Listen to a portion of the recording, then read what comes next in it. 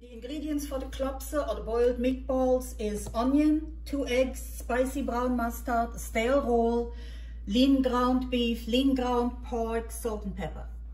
We're making a cream sauce to go over the klopse, and we have as ingredients 2 egg yolks, lemon juice, a bay leaf, capers, nutmeg, salt, pepper, heavy cream, butter, flour, and we're serving it over peeled boiled potatoes. Starting with the stale roll, it's a day-old bolillo.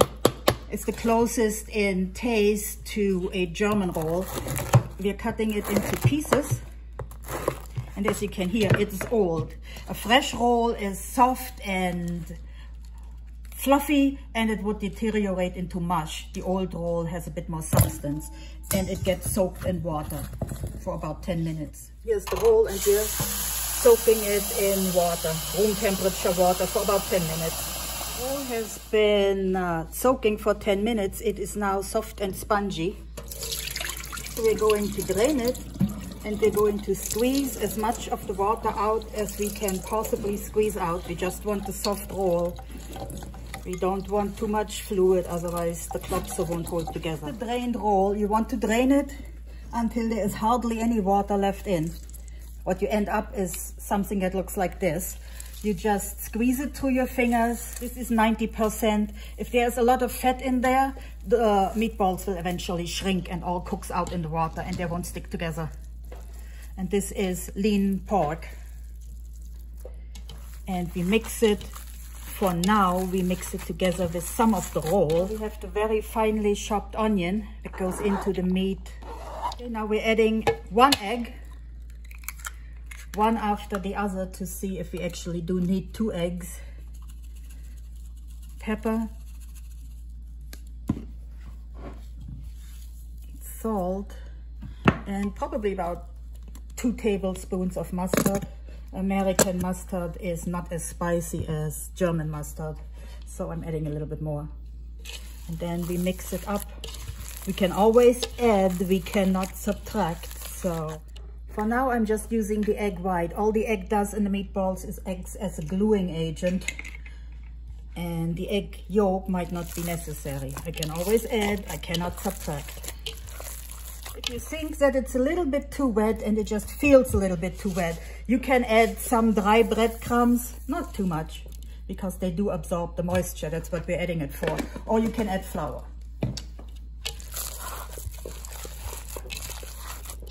Making meatballs, we want them all to be the same size. This way they cook all at the same time and they cook evenly. You want a tight meatball. You don't want something that feels loose and floppy. You want something that sticks together and actually turns into a ball. If it's loose and floppy, then it's going to fall apart. This is salted water I put in a bay leaf. If you see the little bubbles, we don't want to put them in when it has a rolling boil and everything bubbles, because then the meatballs will fall apart. Adding the meatballs into simmering water, you don't want to crowd them. There is a bay leaf in here, there's some salt in there. And you just want a light simmer. You don't want a rolling boil, because then your meatballs are falling apart. Right now they're firming up. You don't want to crowd them. You want them to have a little bit of breathing space in there. You leave them in there for, depending on meatball size, 10 to 15 minutes. Keep an eye on your water. And don't stir like crazy, because then they're also falling apart. Right now they're still soft, they're still dentable. All the water is going to do is going to cook them slowly so that they firm up. And when you pick them up, they're not going to fall apart. As you can see, even as wet as they were, they're a meatball. They're not soup. See those little bubbles? That's about as much bubbling as the meatballs can handle. You don't want any more bubbles. Once they go in, they're extremely soft and sticky, and too many bubbles and too high a boil, and you end up with meatball soup. Still tastes good, but not what you had planned. Once they begin to boil, they, like other dumplings, they come to the top. There is one that's coming to the top. Plop, there he is. Give it an extra 2 minutes or so for those that came to the top, and then we can take them out and they will finish cooking in the sauce. I'm not taking anything out yet, I'm just poking them to feel that they're solid. They're pretty much ready to come out. If you poke them, you feel resistance. They're not, you don't make a dent in them because they're hardened up. But when you look at them with the lean meat, they lost a little bit of size, but they didn't lose a significant amount of size. So I'm taking them out. Took them about 7 minutes to get to the stage where I want them. The water, if you look at it, it has bubbles. It has got quite a few bubbles. We don't want that many bubbles, so we're turning it down and wait a couple of minutes until the bubbles reduce in size. This is too energetic for that type of meatball dough. Just a light boil. You can see it over here that there's a few bubbles rising to the surface. And again, you put them in carefully and you give them room to move around. You don't want them to stick to each other.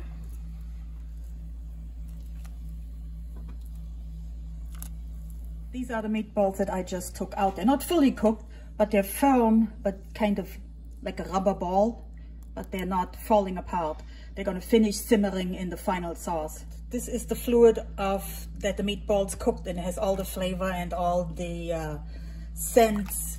And I took out the bay leaf and I'm reserving 4 or 5 cups of the water for the actual sauce that they finish cooking in. The klopse are served over peeled potatoes.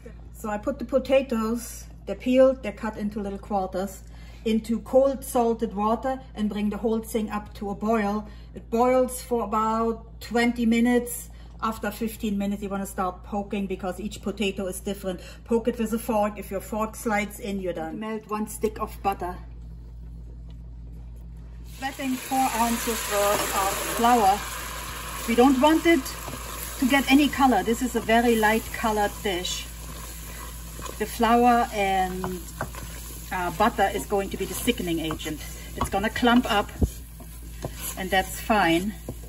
This is basically a colorless roux because we're done. It hasn't gained any color yet. Now we're adding all the broth, or most of the broth from the meatballs. So we don't want any clumps. All this sweated flour butter mixture has to dissolve. And it's set on low. Call it Mehlschwitze, sweated flour. And I can see that it gets thicker, kind of creamy, like a thin porridge. I think it might be a little bit too thick, so that's where some of the reserved fluid comes in.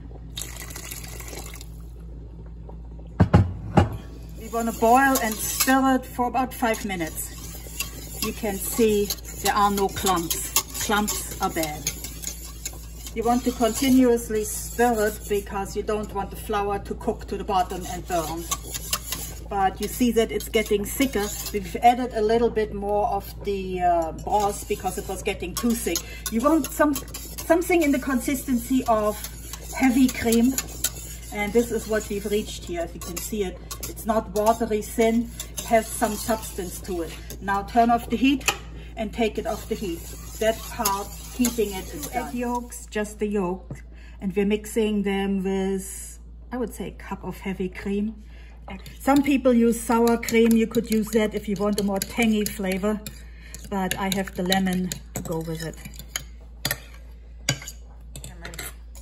Now this is the first part of the sauce. It's off the heat. It cannot boil anymore. Otherwise the cream and the eggs will curdle. And you add it slowly and you whisk.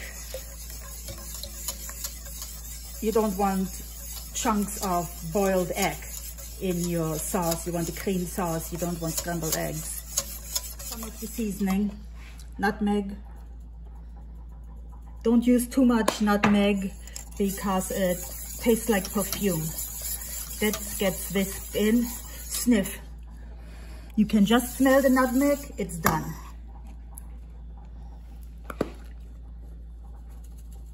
Salt and pepper, however much you like. But this dish is not a spicy dish, it's a rather mild dish. That was the pepper.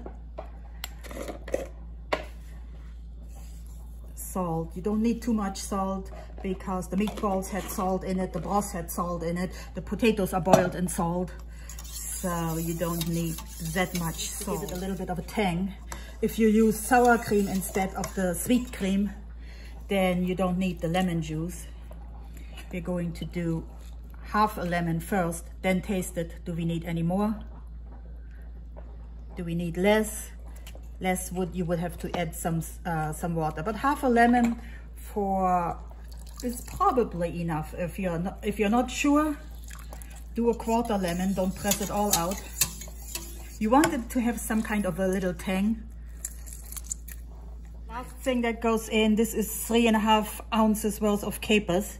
You drain them first, but you reserve the liquid because you might want some of the liquid. It has a sour, spicy, peppery flavor. More lemon. I've tasted it. It wasn't sour enough. It wasn't spicy enough. So we have lemon, and this is some of the caper waters. I add some of that, then I taste again and see what I come up with. Now the sauce is done, flavoring is done, and the meatballs go in, and they will finish cooking in their sauce. They're pretty much finished. They just need a few more minutes to absorb some flavoring from the sauce. And it doesn't go back on the heat. You could put it on a lightly warm heat, but you do not want to bring it up to a boil. Then everything curdles, potatoes are done. At this point, the meatballs aren't gonna fall apart, so they can sit there for half an hour without taking damage.